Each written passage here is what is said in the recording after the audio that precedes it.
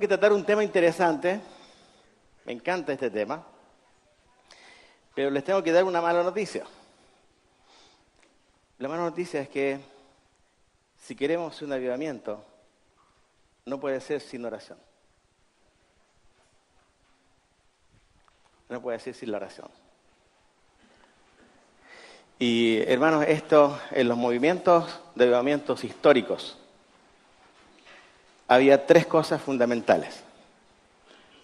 En realidad una, y de ella se desprendían dos. En el avivamiento, en los avivamientos que ha habido, fue volver a colocar la palabra en el sitial que correspondía. Y eso llevó naturalmente a la iglesia a vivir dos cosas importantes. Una de ellas fue empezar a vivir en santidad para su Dios. Y la segunda fue buscar a Dios intensamente a través de la oración. Una de las cosas que ha pasado en Latinoamérica, en el Cono Sur, es que muchas iglesias dejaron de orar. Muchas iglesias dejaron de orar. Y muchas iglesias predican la palabra, enseñan la palabra, pero no todas ellas están conscientes de la oración. Es más fácil servir que orar. ¿Estamos de acuerdo, verdad? Es más fácil servir que orar. Estamos orando para que lo que hacemos nos salga bien. Pero no sé si estamos orando realmente para que el inconverso se convierta. Y yo sé que los músicos han orado para que lo que han preparado salga bien, ¿cierto? Y sé que los predicadores hemos orado para que lo que tengamos que entregar nos salga bien. Pero eso es algo personal. Y lo que yo quiero compartir ahora es volver al pensamiento de que la iglesia en su conjunto tiene que orar. Vi algo el otro día, me pareció interesante. Conocen ustedes la historia de la Cenicienta, ¿verdad? Y de luego voy a orar. La envidia de las hermanas y Cenicienta. Y alguien escribió, la Cenicienta, hoy en el pueblo evangélico, es la oración. La despreciada. La que como iglesia no estamos tomando en serio ni en cuenta. Oramos al Señor. Padre, queremos abrir tu palabra. Señor, no va a haber avivamiento si no tu iglesia, Señor, no se postra delante de ti y reconoce quién eres tú, Señor. Tenemos tu palabra, Señor. Ella nos invita a la oración. En el Antiguo Testamento, Señor, hay 150 salmos que nos inspiran, Señor, a la oración. Tenemos, Señor, cada proverbio para poder orar también. Padre, tu iglesia, hoy nosotros tenemos que volver a colocar la oración en el lugar y en el sitial en que tú, Señor, esperas que esté. Tu palabra, Señor, es para ser recibida de ti. Y la oración es para que tú recibas de nuestro corazón lo que hay en él para tu propio corazón, Señor. Señor, danos la capacidad de entender qué significa todo esto. En el nombre de Jesús, amén, Padre. Hoy día en la madrugada pensaba acerca de este tema y pensaba, es como en los grandes bailes, cuando hay ¿cómo se llama? Un vals, y una persona toma, y pensé en la doctrina. Todos quieren danzar con la doctrina. Pero allá hay dos que están sentadas, una en la santidad y donde no todos quieren danzar con la santidad. Y no todos tampoco quieren danzar con la oración.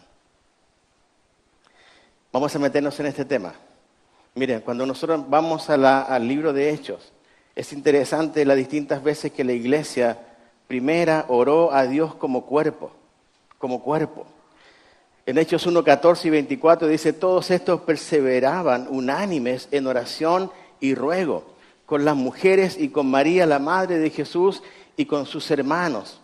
Y orando dijeron, tú, Señor, que conoces los corazones de todos, muestra cuál de estos dos has escogido. ¿Se acuerdan? Ya hay algo de esa oración inicial.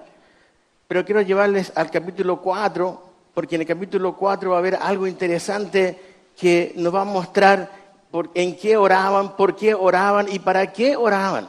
Y los frutos de la oración. Ahora, entendemos que no porque oremos, Dios tiene que hacer algo. Pero por algo está la oración. O sea, por algo está del Antiguo Testamento, hombres de Dios, clamando a Dios, rogando a Dios, pidiendo a Dios que muestre su misericordia. Y también lo vemos en el Nuevo Testamento con el apóstol Pablo, donde él dice, oren para que haya puertas abiertas para el Evangelio. Entonces, cuando uno empieza a entender esto, y uno empieza a ver, Pedro y Pablo en el capítulo 3, voy a adelantar un poco yo el texto, no se preocupen. Pedro y Juan subían juntos al templo a la hora novena, a la hora de la oración. Y era traído un hombre cojo de nacimiento a quien ponían cada día a la puerta del templo que se llama La Hermosa, para que pidiese limosna de los que entraban en el templo. Cuando vio a Pedro y a Juan que iban a entrar en el templo, les rogaba que le diesen limosna. Pedro con Juan, fijando en él los ojos, le dijo, míranos. Entonces él les estuvo atento, esperando recibir de ellos algo. Mas Pedro dijo, no tengo ni plata ni oro, pero lo que tengo te doy. En el nombre de Jesucristo de Nazaret, levántate y anda. Y tomándole por la mano derecha le levantó, y al momento se le afirmaron los pies y tobillos. Y saltando se puso en pie y anduvo y entró con ellos en el templo, andando y saltando, alabando a Dios. Y todo el pueblo le vio andar y alabar a Dios, y le reconocían que era el que se sentaba a pedir limosna a la puerta del templo La Hermosa, y se llenaron de asombro y espanto por lo que le había sucedido. Y teniendo asidos a Pedro y a Juan, el cojo que había sido sanado, todo el pueblo atónito concurrió a ellos al pórtico que se llama de Salomón. Eso es un relato del capítulo 3, versículo 1 al 11. Pero saben, el fruto está en el capítulo 4, en el versículo 4. Pero muchos de los que habían oído la palabra creyeron, y el número de los varones era como 5,000.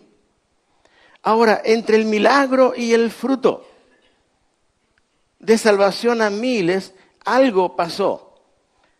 Dios había permitido que 2 discípulos fueran encarcelados. Capítulo 4, del 1 al 4 dice, hablando ellos al pueblo, vinieron sobre ellos los sacerdotes con el jefe de la guardia del templo y los saduceos, resentidos de que enseñasen al pueblo y anunciasen en Jesús la resurrección de entre los muertos. Estaban evangelizando, en otras palabras. Eso es lo que estaban haciendo. Y les echaron mano y los pusieron en la cárcel hasta el día siguiente, porque era ya tarde. Pero muchos de los que habían oído la palabra creyeron, y el número de los varones era como 5,000. Ellos fueron liberados.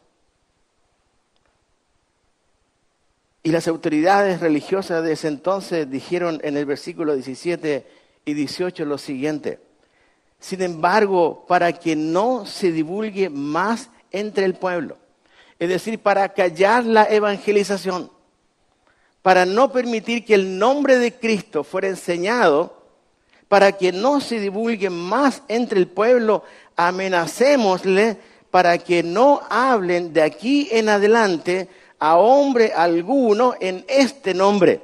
Y llamándoles, les intimaron que en ninguna manera hablasen ni enseñasen en el nombre de Jesús.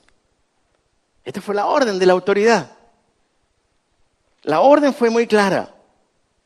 Que no hablaran y que no enseñaran en el nombre de Jesús. Se les estaba impidiendo evangelizar. Ahora, cosa que no ocurre tanto todavía en la Argentina. Hoy todavía tenemos la posibilidad abierta. Voy a ir al punto 1. ¿Qué hace la iglesia? Y por eso traigo este tema a colación, hermanos, con la evangelización. Porque es importante que entendamos esto. Cuando escuchan en el versículo 18 ellos que se les prohibió hablar y enseñar en el nombre de Jesús, podrían haber dicho, bueno, es soberanía de Dios, dejémoslo así, hermano. Ya está. Nosotros queremos, pero entendemos que toda autoridad es puesta por Dios y nosotros armamos todos los versículos para armar algo, ¿cierto? Buscamos todo para armar algo. ¿Saben? Esta iglesia hace algo. Y miren cómo arranca versículo 24. En el versículo 24 hay 3 principios básicos. Lo que la iglesia unánimemente reconoce de Dios son 6 cosas o más que 6. Y ellos, habiéndolo oído, lo primero que hacen, cuando dicen, no, hermano, ya no podemos hablar más de Jesús, no podemos enseñar más de Jesús, y ellos, habiéndolo oído, lo primero que hacen es, alzaron, ¿qué cosa? Unánimes. No es que Pedrito se fue a orar solo, ni María se fue a orar solo. No, estaba la iglesia de ese entonces. Habiéndolo oído, alzaron unánimes la voz a Dios y dijeron. Y acá hay 3 cosas que dicen. Lo primero que ellos reconocen es que Dios es, ¿qué cosa? Soberano. Ellos no van en contra de Dios. Ellos aceptan que Dios es soberano. Ellos reconocen la soberanía de Dios. Y no solamente la soberanía de Dios, sino que ellos reconocen el señorío de Dios. Por eso dice claramente el texto, soberano, ¿qué cosa? Señor. Reconocen soberanía de Dios y reconocen el señorío de Dios. Y reconocen una tercera cosa en un solo pasaje. Reconocen que Dios creó todo. Tú eres el Dios que hiciste el cielo y la tierra, el mar y todo lo que en ellos hay. Yo soy un apasionado del libro de los Hechos. Me encanta el libro de los Hechos. Porque veo una iglesia en acción. Una iglesia que es activa. No por activar locamente, sino con estos principios. Reconocen la soberanía, el señorío, la creación de Dios. El otro punto está allá, versículo 25 al 26. Hay 2 puntos. Reconocen la palabra de Dios, que por boca de David, tu siervo, dijiste. Por boca de David, o sea, Dios usó a David para decir algunas cosas. Que por boca de David, tu siervo, dijiste. ¿Por qué se amotinan las gentes y los pueblos piensan cosas vanas? Se reunieron los reyes de la tierra y los príncipes se juntaron en una contra el Señor y contra su Cristo. Versículos 25 y 26, la iglesia reconoce 2 cosas más. Que la palabra es de Dios y que el señorío pertenece a Cristo. En el versículo 27, la iglesia reconoce 2 cosas más, porque verdaderamente se unieron en esta ciudad contra tu santo Hijo Jesús, a quien ungiste, Herodes y Poncio Pilato con los gentiles y el pueblo de Israel. Verdaderamente se unieron en esta ciudad contra tu santo Hijo y reconocen la santidad de Jesús. Reconocen también la autoridad de Dios, a quien ungiste. Ellos se dan cuenta, lo que estaba planeando el gobierno en ese entonces era contra Jesús. Y la iglesia ora. La iglesia se da cuenta, esto no es contra nosotros, es contra Jesús. Y nosotros vamos a orar a Dios. Pero mira el versículo 28. Dice, para hacer cuanto tu mano y tu consejo, habían, ¿qué cosa, hermanos? Habían antes determinado que sucediera. ellos reconocían, no es sorpresa para nosotros, de que tú tienes todo listo.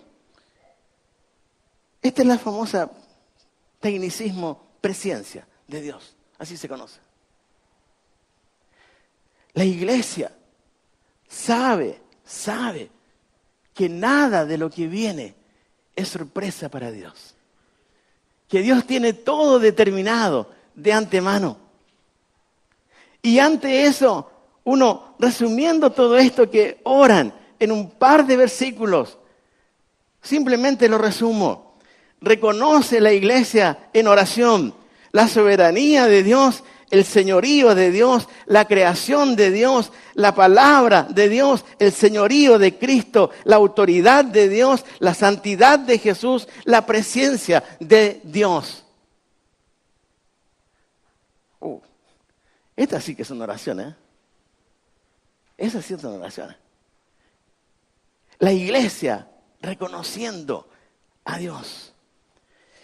Pero hay algo que pasa en el versículo 29. Ellos dicen, el texto arranca diciendo acá, y ahora. ¿Entienden?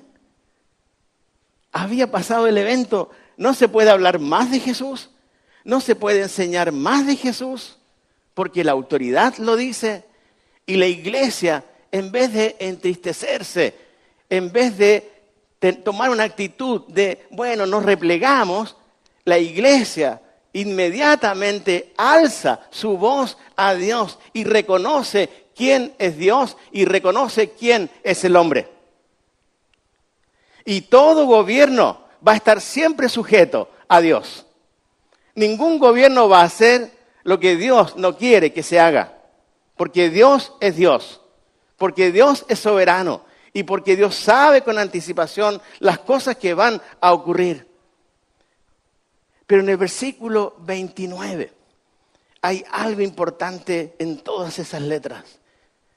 Y ahora, Señor, mira sus amenazas y concede a tus siervos que con todo de nuevo hablen tu palabra. La iglesia dice algo importante. Y hermanos, yo quiero que pongan un ojo en esto. Miren, y ahora, Señor, ¿se dan cuenta? Y mira cómo la iglesia se concibe a sí misma. Nosotros somos, ¿qué cosa? Tus siervos. Allá está la cosa.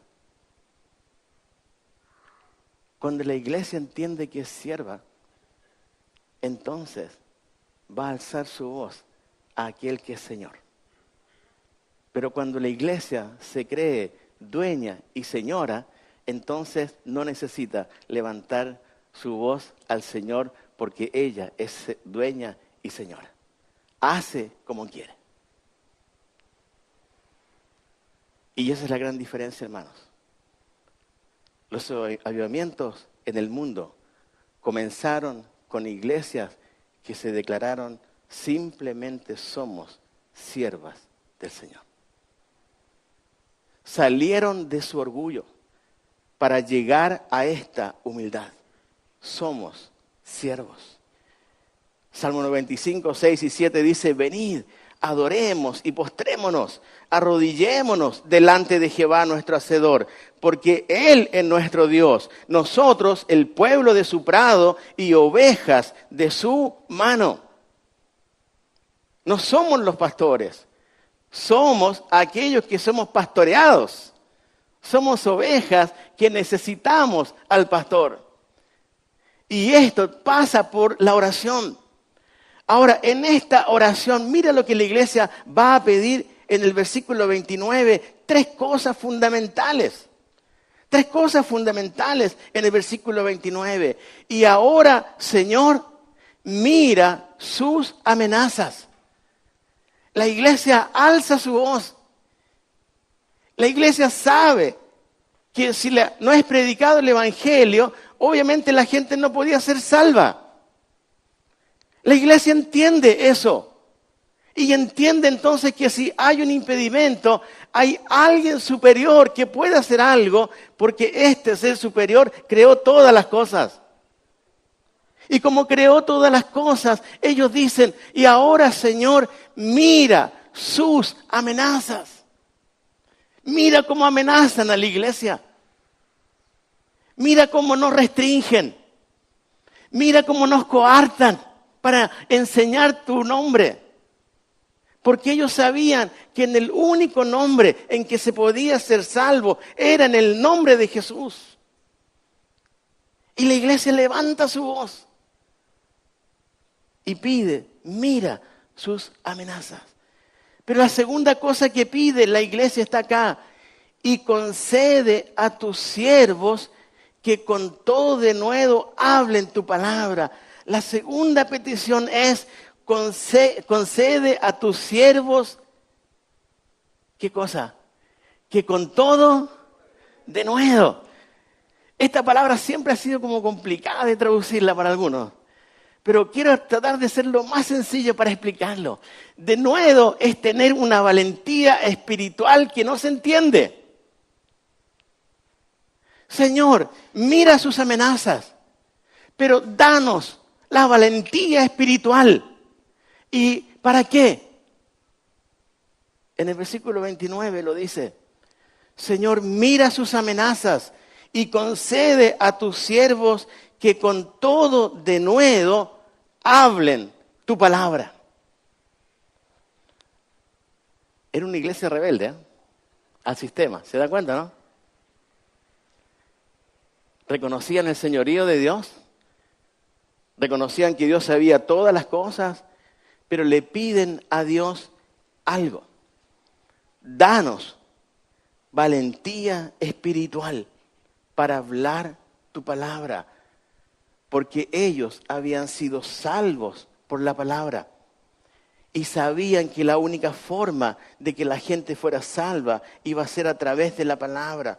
Pablo escribe en 1 Tesalonicenses 2, 1 al 2 lo siguiente, porque vosotros mismos sabéis, hermanos, que nuestra visita a vosotros no resultó vana, pues habiendo antes padecido y sido ultrajados en Filipos, como sabéis, tuvimos denuedo en nuestro Dios para anunciaros el evangelio de Dios en medio de gran oposición. El apóstol Pablo tenía el mismo corazón que los primeros hermanos. Ultrajados, pero tuvimos denuedo en nuestro Dios para anunciaros el evangelio de Dios en medio de gran oposición. La iglesia le pide a Dios, mira las amenazas, danos denuedo, ayúdanos a hablar, a predicar tu palabra.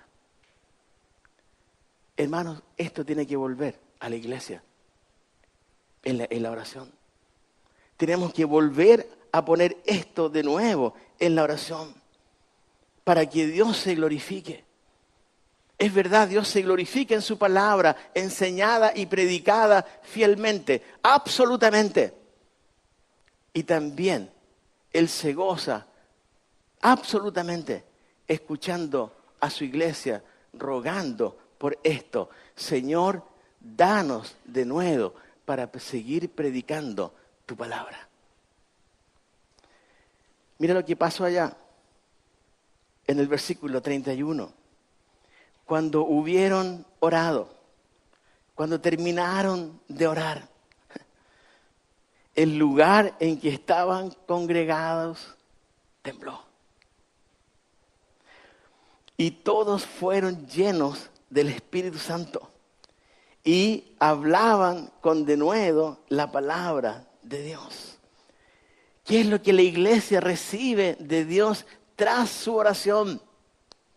¿Qué es lo que la iglesia recibe de Dios? Está acá, versículo 31. Lo primero que la iglesia recibe de parte de Dios es la llenura ¿de qué cosa? Del Espíritu Santo. Es la llenura del Espíritu Santo. Y yo sé que a veces en círculos conservadores esto como que se deja de un lado para no entrar mucho en conflicto. Entonces algunos han cambiado la llenura por, bueno, sí hermano, hay que ser maduros en el Señor y todo lo demás. Es algo espiritual. Es una petición espiritual. La respuesta es espiritual. Es simple. Y acá todos son llenos del Espíritu Santo. ¿Quiénes son todos? Toda la iglesia que estaba orando a Dios. Convencidos de que Dios era soberano, de que Dios era Señor y convencidos de que su palabra salvaba. Y que esa palabra debía ser predicada en todo lugar. No se asustaron por lo que estaba pasando alrededor. Alzan sus ojos y alzan su voz. Son llenos del Espíritu Santo, pero también, dice la Escritura, y hablaban con denuedo la palabra de Dios. ¿No era la respuesta al versículo 29? Señor, concédenos a tus siervos que con todo denuedo hablen tu palabra. En el versículo 31 está la respuesta de Dios. Está la respuesta de Dios. Señor, danos un avivamiento. Tenemos que pedirlo para que Dios haga su obra. Porque si no sabes lo que pasa, podemos depender del hombre y creer que por un hombre Dios hizo algo. Y no es así. Es Dios el que se glorifica y se ha glorificado en todos los avivamientos de la historia de la iglesia. Y ha usado a su iglesia intercediendo, pidiendo, clamando, humillándose delante del Señor. Lograron algo. Hermanos, siempre decimos lo mismo. No tenemos tiempo para orar, ¿cierto? Siempre es lo mismo de la línea evangélica. No, es que no tenemos tiempo para orar. Es que trabajo y todo lo demás. Y ¿sabe qué? Siempre me enojo en esta parte, perdón que lo diga, porque me hacen pensar que la iglesia primitiva eran todos flojos. Como que no tenían nada que hacer. Y que por eso oraban al Señor. No, también trabajaban. Y también tenían sus luchas. Y también había problemas en la familia. Y también probablemente habían problemas laborales. Pero ellas tenían un sentir. El sentir era, necesitamos hablar con Dios. Necesitamos conversar con Dios. Necesitamos levantar nuestra voz a Dios como iglesia. La iglesia pidió y la iglesia recibió. ¿Se acuerdan lo que dice Marcos capítulo 9, de 43 al 48? Si tu mano te es ocasión de caer, ¿qué cosa?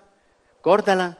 Si tu pie te es ocasión de caer, córtalo. Si tu ojo te es ocasión de caer, córtalo. Bueno, si Netflix te es ocasión de caer, córtalo. Córtalo. Si te ve el cable que tenés en casa, te impide orar, córtalo. Si Twitter te es ocasión de no orar, corta la cuenta de Twitter.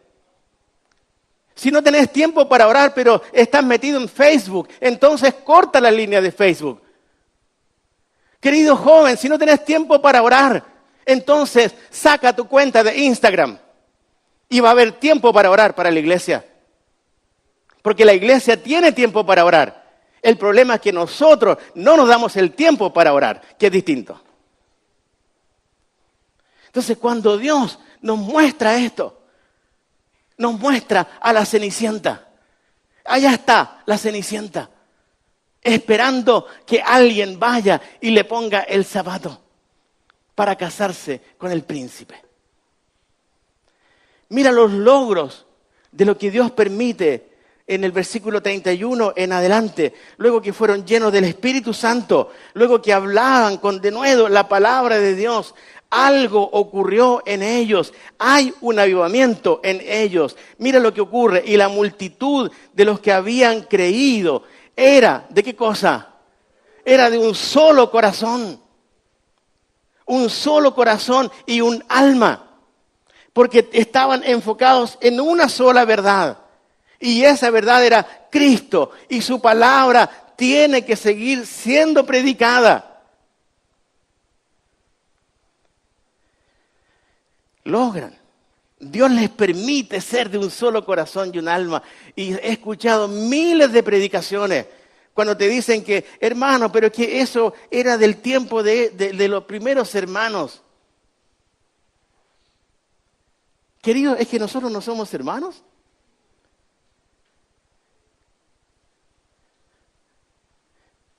¿Saben? Hay tanta irreverencia a veces a la palabra porque la acomodamos como queremos. Y somos bíblicos. Eran de un solo corazón y un solo alma, porque su objetivo era Cristo Jesús y su palabra tiene que ser predicada. Y ninguno decía de ser suyo propio lo que poseía, sino que tenían todas las cosas en común.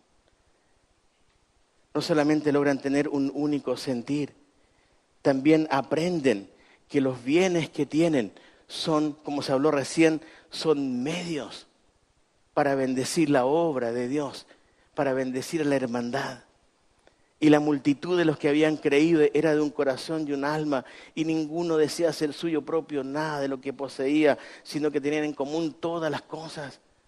Así que no había entre ellos ningún necesitado, porque todos los que poseían heredades o casas las vendían y traían el precio de lo vendido. Hubo cambios en la iglesia cuando la iglesia buscó a Dios. Hubo cambios. Entonces la iglesia está perdiendo hoy día al no buscar el rostro del Señor. Nosotros hoy día, yo sé que el Espíritu Santo gime con gemidos indecibles, ¿cierto? Bien, es el Espíritu Santo. Pero Pablo, cuando habló a la iglesia, le dijo, ustedes oren. No dijo, tranquilo, ustedes no oren, porque yo sé que el Espíritu Santo está orando por mí. Hay una responsabilidad en la intercesión y en la oración de la iglesia para que se cumpla el propósito del Señor. Miren, versículo 33, y esta parte es muy importante. Y con gran poder los apóstoles daban testimonio de la resurrección del Señor y abundante gracia era sobre ellos. Y nos encontramos con un versículo que rompe el esquema, porque las autoridades habían dicho, ¿qué cosa? No enseñen, no hablen de Jesús en ninguna manera. La iglesia busca el rostro de Dios y convencidos por Dios.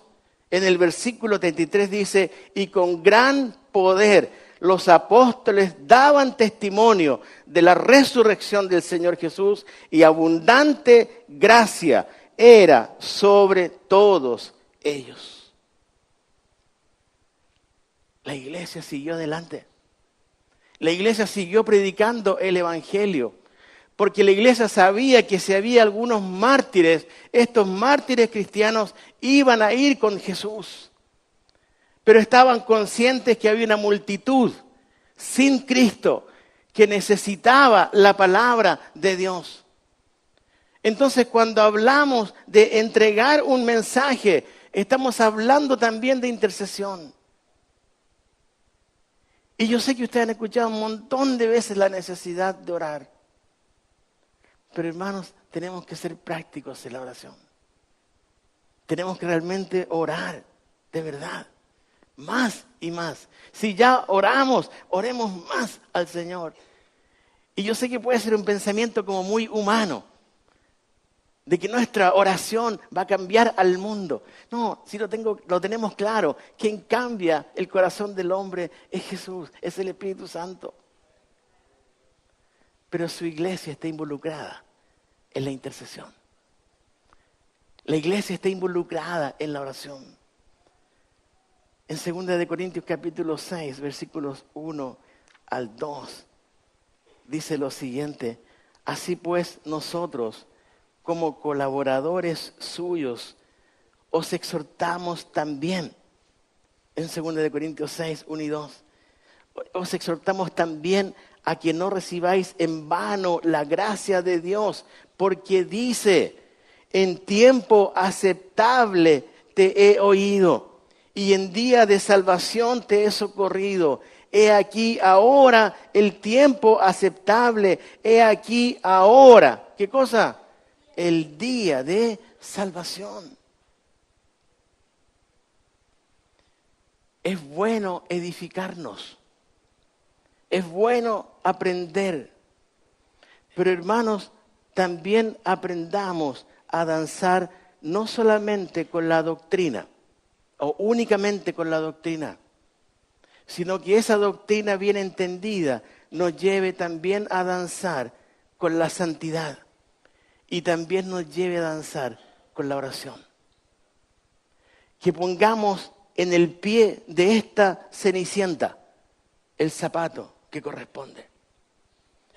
Reconocer quién es nuestro Dios y quiénes somos nosotros. El Señor es el Señor y tú y yo como iglesia somos simplemente siervos y siervas del Señor. No hay amos terrenales acá, porque Jesús lo dijo claramente, entre ustedes no va a ser así como es en el mundo. El que quiere ser primero, ¿qué tiene que ser? Bien, el que sirve. No el servido, el que sirve. Esto dijo Jesús. Por eso que en la iglesia no hay señores. En la iglesia hay uno solo que es Señor. El resto somos todos siervos. Y el siervo pide a su Señor. El Señor ordena, pero el siervo pide y clama a su Señor. Tenemos que reconocer que Dios quiere darnos de nuevo valentía, garra y sacar nuestro temor, nuestra vergüenza de hablar de Él.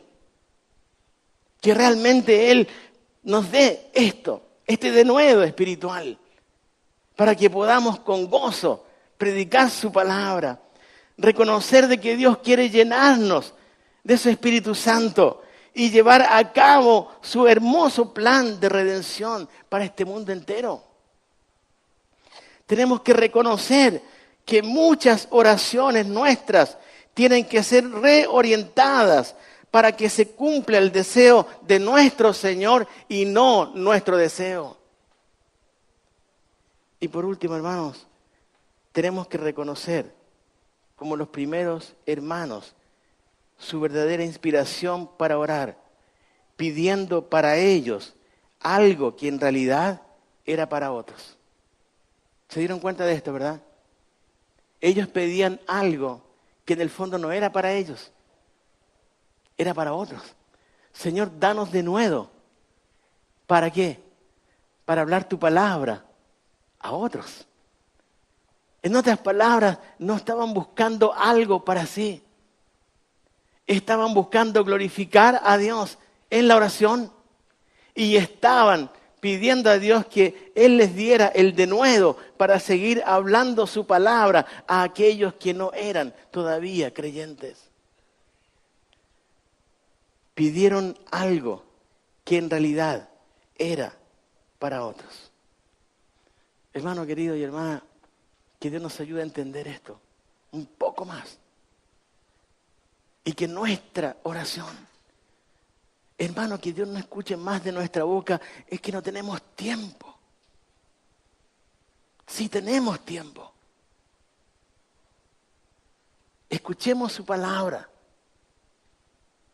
y dejemos que Él escuche nuestra voz, personalmente, pero también como congregación. Hermano, ora para que en tu iglesia vuelva la oración a ser principal. Que la Cenicienta tenga su calzado. Oramos al Señor. Padre, gracias por tu amor y fidelidad. Señor, necesitamos de ti en todo esto. Señor, gracias por los grandes expositores de los cuales, Señor, hemos hablado. Pero estos expositores de los que se han hablado, Señor, eran hombres de oración. Eran hombres, Señor, que continuamente oraban y buscaban tu rostro. Y por eso fueron usados por ti, Señor. Señor, oramos por la iglesia de este tiempo. Porque la iglesia de este tiempo, Señor, está pidiendo un avivamiento a ti. Y Señor, ayúdanos a entender que un avivamiento sin santidad, un avivamiento sin buscar tu rostro, no va a venir. Señor, enséñanos a que la doctrina es importante y es importante tu palabra. Y junto a ello, Señor, haznos amar la santidad y la integridad. Y haznos amar el orar a ti, el conversar contigo, el deleitarnos contigo, Señor. Señor, enséñanos a cortar todo aquello que está ahora tomando nuestro tiempo. Señor, hemos hablado de las redes sociales como un buen medio para ser usados para la evangelización. Pero también, Señor, estos medios hoy día están siendo usados en contra de tu iglesia, porque tu iglesia está fascinada en los medios sociales. Padre, cambia nuestro sentir, cambia nuestra forma de ver las cosas. Señor, danos el pedir algo a ti, pero en favor de los demás, especialmente de aquellos que están sin ti, Señor. Porque ellos necesitan de ti, como un día, Señor, nosotros necesitábamos de ti. Señor, gracias por todos aquellos que oraron por nosotros, iglesias que se postraron a orar por nosotros, para que un día tu misericordia llegara. Señor, danos esta valentía espiritual. Señor, llénanos de tu Espíritu Santo, para que lo que salga de nosotros sea únicamente lo que viene de ti, Señor. Señor, gloríate en tu iglesia. Exáltate en tu iglesia, te lo pido. Y que, Señor, juntos podamos avanzar y ver que ese avivamiento llega. Porque tu palabra, Señor, trae santidad a tu pueblo. Porque tu palabra trae, Señor, la necesidad de postrarnos y de arrodillarnos ante ti y clamar a ti para que tú, Señor, abras las puertas para la predicación del Evangelio. Señor, bendícenos donde estemos, para que tu palabra corra, Padre. Anhelamos que tu palabra corra, Señor, para que tú seas reconocido como el único Dios y seas honrado, Señor, como el único Salvador de este mundo. Gracias, mi Padre, por este tiempo. En el nombre de Jesús. Amén, Señor.